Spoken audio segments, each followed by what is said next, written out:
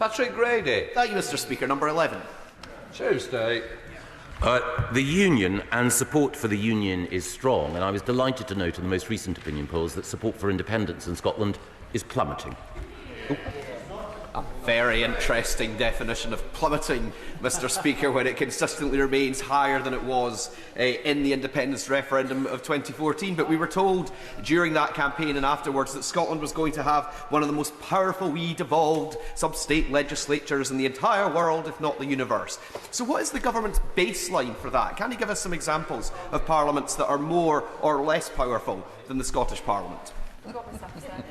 Well, I would just note that at the referendum to which he refers, support for independence was at 45%. It's currently 37% in the polls, and 37 is 8 less than 45. But more broadly, the Scottish Parliament has significant powers. It is a pity that the Scottish Government doesn't use them, and unfortunately, as a result, Scotland's people are let down when it comes to education, when Scotland is tumbling down. Actually, when Scotland sadly doesn't have the reforms that we have in England, which have seen us rise up international league tables.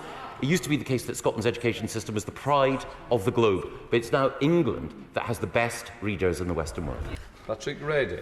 Speaker, the Secretary of State said that the Scottish Government isn't using the powers that it has, but it's his government that keeps vetoing Scottish Government policies and legislation that's been passed by the Scottish Parliament. Doesn't that just show that the Conservatives never wanted devolution in the first place, and now they can barely contain their glee at getting to roll back the powers of devolution? No, it was the Scottish National Party that didn't want devolution. They want independence. It's in the name, isn't it? Because you're nationalists and you want to break up the United Kingdom. We extend devolution both within England and we support it in Scotland.